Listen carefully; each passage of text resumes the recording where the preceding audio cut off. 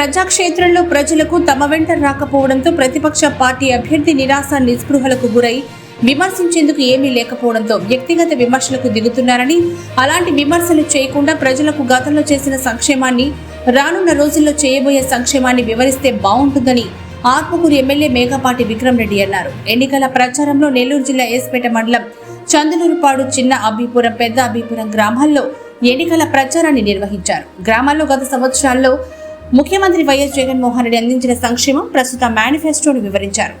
జగనన్న ప్రభుత్వం చెప్పింది చేస్తున్నామని, చేసేది చెబుతున్నాం కాబట్టి ధైర్యంగా ప్రతి ఒక్కరిని అడుగుతున్నామని, ఆత్మకూరు నియోజకవర్గంలో 80,000 ఎకరాల్లో భూ సమస్యలను పరిష్కరించడం జరిగిందని, ప్రతి ఒక్క రైతు కుటుంబంలో ఆనందం నెలకొల్పడం జరిగిందని అన్నారు.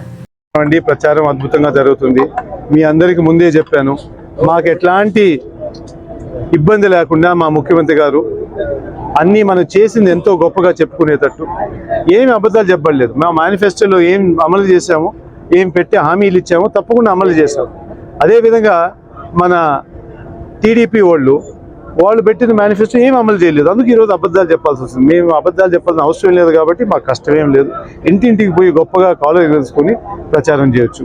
చాలా బాగా జరుగుతుంది. అందుకే మీరు చూస్తే మా టీడీపీ అభ్యర్థి ఇక్కడ ఎవరున్నారో ఆయన ఇవన్నీ మధ్య వదిలేసుకొని ఆయన అందం చూసి ఓటేయాలంట అందరూ.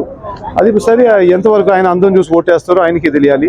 తప్పకుండా ప్రజలు చెప్తారు. నిన్న మళ్ళీ నా చదువు గురించి, ఆయన చదువు గురించి ఏదో మాట్లాడాడంట. నేను ఐఐటి అంట, ఆయన బీకామ్ అంట.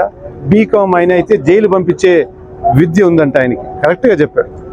ఆయన హయాంలో కక్ష రాజకీయాలు, దరిద్రపు రాజకీయాలు, అప్పుడు మన ఆంధ్రప్రదేశ్ విభజన జరుగుతూ ఉంటే కొన్ని మంది ఆ రోజు యాజిటేషన్ చేస్తే వాళ్ళని జైల్లో పెట్టించారు.